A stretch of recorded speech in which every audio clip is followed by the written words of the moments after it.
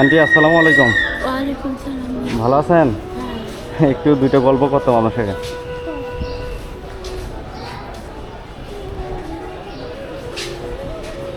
কেমন আছেন আপনি? আমি ডাক দিলাম, মন খারাপ করলেন? না বাবা না, আপনার বাসা কোথায়? আমাদের বাসা শান্তাহার। শান্তাহার? হ্যাঁ। ও, আপনি এখানে কই আসছেন? বউরা টাকার মধ্যে জি টাকা সাহায্য। সাহায্য? হুম। কয় টাকা হচ্ছে? এখানে টাকাই না হয়নি। এই আজকে টাকা কম পেয়েছে। কম পাইছেন? 100 টাকা পাইছে। আচ্ছা আন্টি, এরকম কি আপনার ছোটোবেলা থেকেই নাকি? এই বড় ভাইয়া, জি বড় ভাইয়া এই দিনে হচ্ছে বাল বাচ্চা হইয়া তারপরে হচ্ছে। মানে বাচ্চা কাচ্চা হওয়ার পরে আপনি এরকম রোগ হয়েছে? হ্যাঁ। আগে ভালো হয়েছিলেন তাই না? আগে সমস্যা ছিল না? না ও, আন্টি সকালে খাওয়া দাওয়া করছেন? না, এমন খারাপ। আপনার পরিবারে কে কে আছে? ছেলে আছে, ছেলে বউ আছে, আমি আছি। তাহলে সেই আপনি এক ডিস্ট্রিক্ট সান্তাহার থেকে আপনি এখানে আসছেন কষ্ট করে এই টাকা তোলার জন্য? ছেলে আছে, সন্তান, কী জন্য আসছেন? দেয় না? ছেলে দেয় না? ছেলে দিয়েছে। ও, ছেলে দেয় কিন্তু বেটার বউ দজ্জাল, তাই না?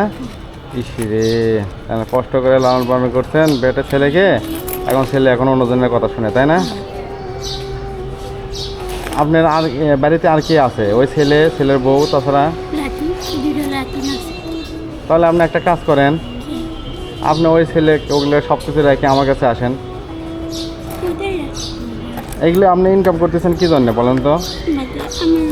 আমি চাই, আমি চাই। না না আন্টি, মনে করেন যে আপনি ইনকাম করতেছেন অন্য কাউরে দেওয়ার জন্য না নিজে নিজে খাওয়ার জন্য? নিজে খাই, কাকু দিই না। তাই না? তাহলে আপনি সেই ইনকামটা করা বাদ দেন, এই ভিক্ষাবৃত্তি করা, মানুষের কাছে 2-1 টাকা হাত পাতা, খারাপ লাগে না? খারাপ করা যায়। হ্যাঁ, সেজন্যে এখন আপনার মানে সবচেয়ে বেশি ভালো হয় আপনি শুধু নামাজ কালাম পড়বেন, হ্যাঁ, আর শুধু খাওয়া দাওয়া, ভরণ পোষণ, কাপড় চোপড়, ওষুধ পাতি যদি কিছু লাগে, হ্যাঁ সেগুলোই তো, তাই না? আর তো কিছু দরকার নেই আপনার। না। তাহলে সেই আমার একটা আশ্রম কেন্দ্র আছে, হ্যাঁ, সেটা মনে করেন যে সেখানে আমি অসহায় লোকে রাখি, যাদের খাবার টাবার নাই, যারা অসহায়, ছেলে মেয়ে দেখে না, স্বামী দেখে না, কিংবা স্বামী নাই, তো সেগুলোকে আমি রাখি। তো আপনি যদি চান, কী জন্য ছেলের কথা শোনার, ছেলের বেটার বইয়ের কথা শোনার দরকার আছে? তাহলে আপনি এই যে এখন তো নামাজও পড়তে পারতেছেন না, এই যে আপনি সকালে আসছেন সেই সান্তাহার থেকে এই বগুড়াতে আসছেন, তাহলে কষ্ট না? জোহরের টাইমে কই খাবেন, জোহরের টাইমে কই নামাজ পড়বেন, এটা একটু ভালো হয় না? দেখেন তো আন্টি। তারপরে আপনার ছেলে যদি আসলো, তো দেখে গেল, কিংবা আরও মেয়ে আছে, তাহলে মেয়ে নাই, তাহলে আপনার আদরের কেউ নেই, তাহলে আর আপনার আদরের কেউ নেই। সেজন্য মেয়ে থাকলে অবশ্যই আপনাকে দেখতো। তাহলে একটা কাজ করেন, আপনি আমার সাথে থাকেন, আপনার ছেলেকে আমি ফোন করে দিই। ফোন করে তাহলে আপনি যায়েন না, আমার সাথে থাকেন। আমার একটা ঘর আছে, এখানে আবার নামাজ পড়বেন, কোরআন শরীফ পড়বেন, থাকবেন। মুসলমান না আপনি? তাহলে সেখানে আপনি থাকেন, আপনার যত্ন নেব, আপনার চিকিৎসা, আমি কিন্তু ডাক্তার, বুঝছেন? তাই আল্লাহ পাক আমার তৌফিক দিছে 2-1 টাকা ইনকাম করার, সেটা দিয়ে আমি অসহায় মানুষকে রাখি। তাহলে এরকম কষ্ট আপনি করেন না, এই ইনকাম করে মানুষের কাছে হাত পাতবেন, কেউ দিবি না, এটা ভালো? খারাপ লাগে না?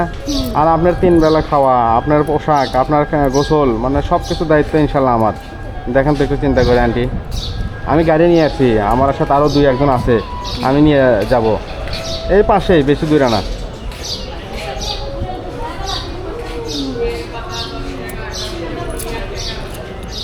এগুলো ভিক্ষাবৃত্তি করেন না, এখন আপনার বয়স হয়েছে, শুধু নামাজ কালাম পড়বেন, আল্লাহ ডাকে আল্লাহর কাছে চলে যাবেন। সবাই যাব আমরা, কি করা যায় বলেন?